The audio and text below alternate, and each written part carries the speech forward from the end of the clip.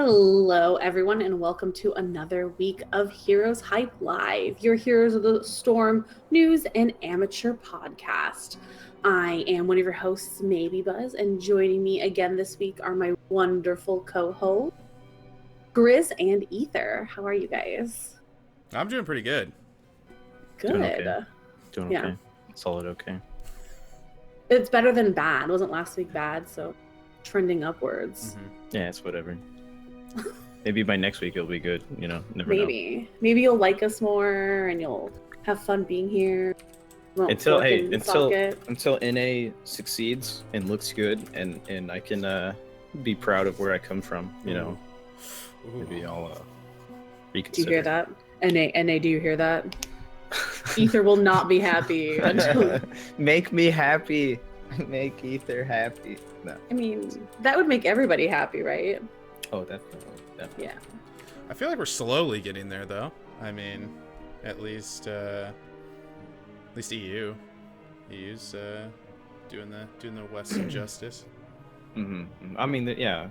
Thank God for EU. You know, that's how it's always been though, with like MOBAs and a bunch of other stuff, right? Like Counter-Strike and Dota and all the other things where it's like, oh, darn the Eastern region, and then EU's already always got our backs, you know. Oh yeah. We left them, but now we just appropriate their accomplishments. They're part of the West. They're part of the West. Yeah. That's true. That's fair enough. They speak English. That's all. Yeah, that's all we care about, right? Yeah. Oh, jeez. So we have another week.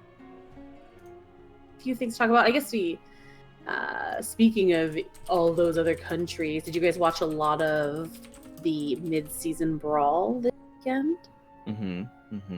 Good amount, you know.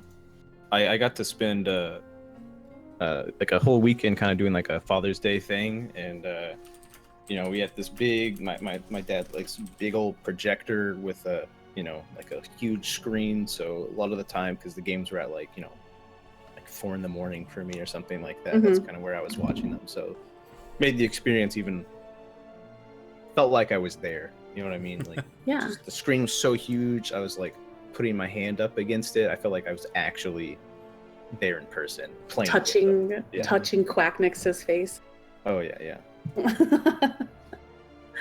That is a good looking. What do they call the Swedish boy band, right? That's what everyone calls Fnatic. Don't want to jump too far ahead of things here, right? But let's be honest. The reason why Fnatic won the entire thing is because of their hair. Like, let's be honest, right? Yeah. Like, that hair is on fleek all the time. You know what I mean? Like, those are some good looking guys. You know, they are. I'm not going to deny that. That's true. I'm just saying. I read they were making a boy band video. Like, I actually saw somewhere that was like a thing. That would be amazing. Yeah, they said that if they won, they make a boy band video. So be on the lookout for that on Twitter, because it'll probably be tons of retweets. It'll probably be on the Reddit too. So nice. Oof. That's what we all want, right? Oh yeah, definitely. I mean, so did you guys get to? Oh, what? Looking at the brawl a little bit, we could start getting into maybe some thoughts about that. At least NA had a pretty decent showing as far as what was it, sixth place? I mean, they made it out of group stages, so that's the first thing. Groups. Yeah, I mean, hey, for some other games, we don't even get out of groups. So like at least we got out of groups into the actual bracket stage, right? So if anyone, Grizz, you want to give us a rundown on how the tournament format worked this go around comparatively to other tournaments? We're talking about from groups into. The whole dang shebang.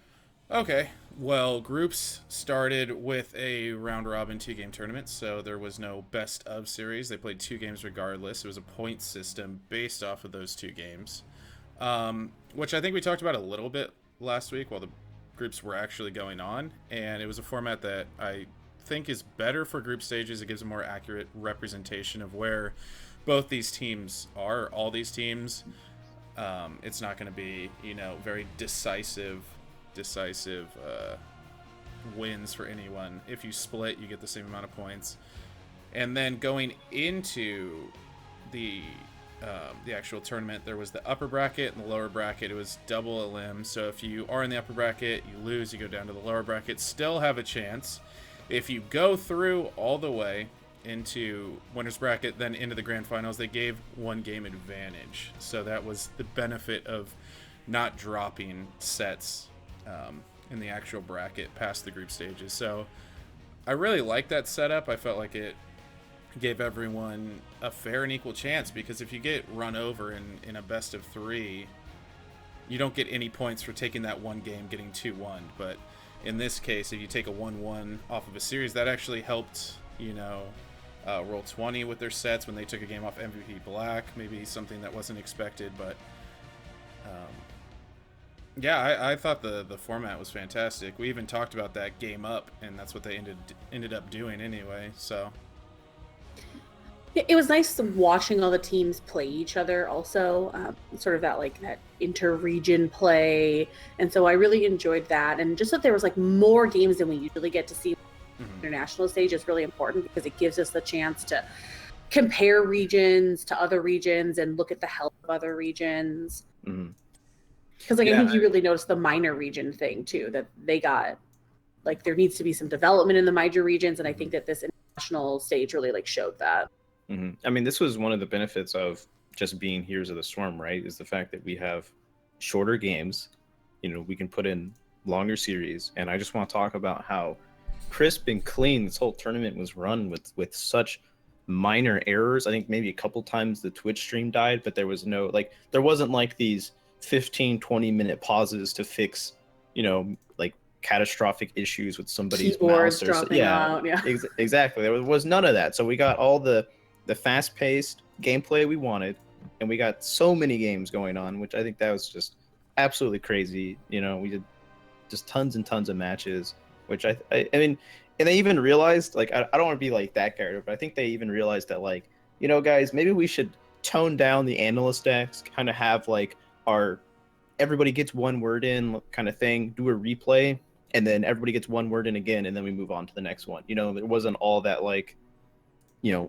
in some other games you run into 30 minutes, almost sometimes you'll run into a post review being longer than the actual game itself. I don't think that's a good route to go in. It felt when you watch the NBA, it really felt like that sort of panel desk, how they handle it, which I like. I mean, there's definitely things to be learned from traditional sportscasting, and I think this is a good one that they picked up. And I agree that sort of the more open, endearing, playful, and not silly. I don't think silly is the right word, but they're so approachable. Yeah. It's open, it's approachable. If you didn't really know what was going on, that casting desk definitely made it fun. And I think that's a really important part of Heroes, is to get people in by making it approachable. Yeah, they walked a definite fine line between being really cringy and actually being kind of funny and I guess cute in some sort of way. I mean, I don't know. I thought that they did a really good job on the times let's pull up a replay, and then it was Dreadnought dancing or some